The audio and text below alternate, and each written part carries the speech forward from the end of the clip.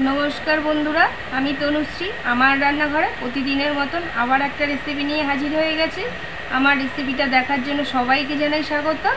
आमार रेसिपिटा देखे यदि भालो लेगे थाके ताहले प्रतिदिनेर मतन भालोबेसे एकटा लाइक शेयर सबस्क्राइब करे देबेन। যাই হোক আজকে রেসিপিটা দেখুন কি রেসিপি, সাবুর বড়া বানাবো আজকে।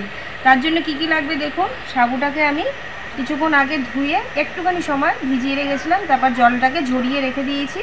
খুব একটা সাবুটা নরম হয়নি, শক্ত শক্তই আছে, একটু দানা ভেতরটায় আছে। প্লেটে আছে এলাচ, শুকনো লঙ্কা, গোটা জিরে আর ধনে, বাটিতে কুচিয়ে রেখেছি লঙ্কা আর আদা, আর এখানে আগে থেকে আলুটাকে সেদ্ধ করে রেখে দিয়েছি। এদিকে গ্যাস অন করে খালি কড়াই বসিয়ে দিয়েছি। খালি কড়াইয়ের মধ্যে মশলাগুলো একটুখানি ভেজে নেব। আগে শুকনো লঙ্কাটাকে ভাজবো, তার সাথে প্লেটে আমি রাখতে ভুলে গেছিলাম লং আর দারচিনিটাকে ভেজে নেব।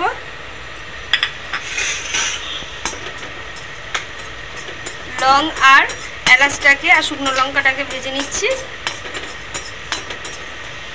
লং এলাচ ভাজার সাথে তার সাথে গোটা জিরে আর ধনেটাও দিয়ে দেবো, নেড়ে ছেড়ে একসাথে করে সব ভেজে নেব। এই খালি কড়াইতে মশলাগুলো ভাজা হয়ে গেছে, ভাজা মশলার গন্ধটাও খুব সুন্দর বেরিয়েছে। আমি এটাকে নামিয়ে নেব। খালি কড়াইয়ের মধ্যে যে ভাজা মশলাগুলো শিলনোড়া নিয়ে নিয়েছি, এর মধ্যে গুঁড়ো করে নেব।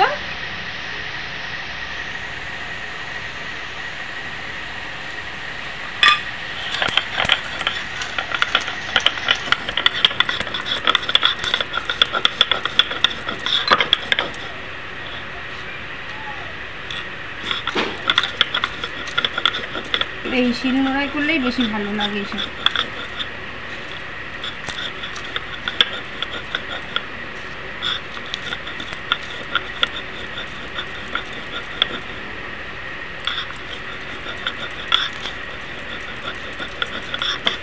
শিলনোড়ায় বেটে মশলাটাকে গুঁড়ো করে নিয়েছি। এখানে সেদ্ধ আলুটা নিয়ে নিয়েছি। সেদ্ধ আলুটাকে প্রথমে ভালো করে মেখে নেব।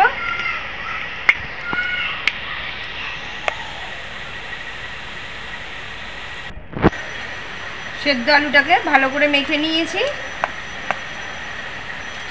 আগে থেকে যে ভিজিয়ে রেখেছিলাম সাবুদানাগুলো দিয়ে দেবো।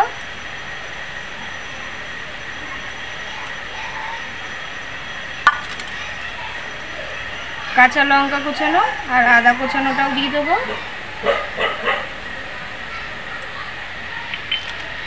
কাশ্মীরি লঙ্কার গুঁড়ো দিয়ে দেবো একটু।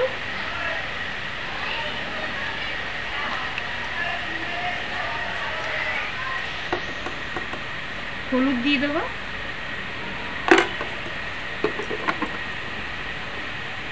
স্বাদ মতো নুন দিয়ে দেবো।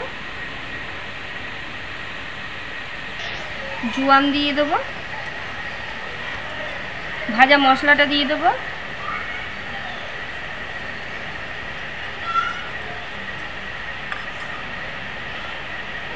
ধনেপাতা কুচানো দিয়ে দেবো।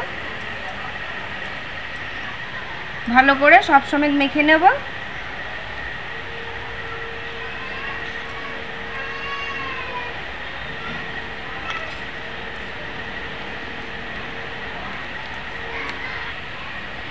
এই মাখাটাতে আমি কোনো রকম জল ব্যবহার করিনি, এরকম আলু সেদ্ধ দিয়ে একদম মাখলে একদম নরম হয়ে যাবে। ব্যাস, আমার মাখাটা হয়ে গেছে সাবুটা। গ্যাস অন করে খালি কড়াই বসিয়ে দিয়েছি। ফের কড়াইতে দিয়ে দেবো সাদা তেল। সাদা তেলেই ভাজবো সাবুর বড়াগুলো। তেল গরম হয়ে গেছে। ছোট ছোট করে এরকম সাবুর দানাগুলোকে চ্যাপটা চ্যাপটা করে দিয়ে দেবো।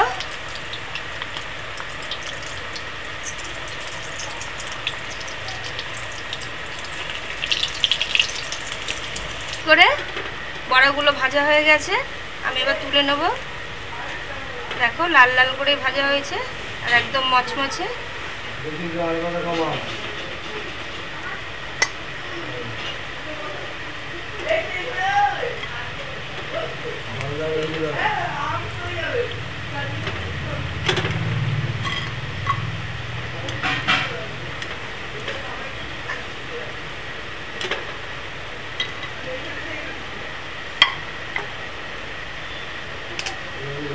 সব বড়াটা ভেজে নেব।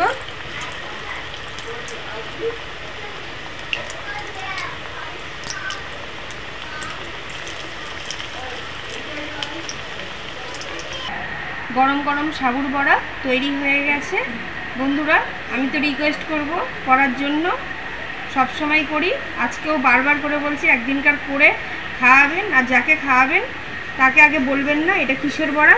আশা করি সে বলতেই পারবে না যে কিসের বড়া। আমার বাড়িতে এই কেসটাই হয়েছে, আমি যখন খাইয়েছি প্রথমে কেউ বুঝতেই পারছে না এটা যে সাবুর বড়া। দারুণ লাগে গরম গরম ভাতে, ডাল ভাত আর এই যদি সাবুর বড়া হয়, বিশেষত নিরামিষ যেদিনকার রান্না সেদিন বেশি ভালো লাগবে নিরামিষ মুগ ডালের সাথে।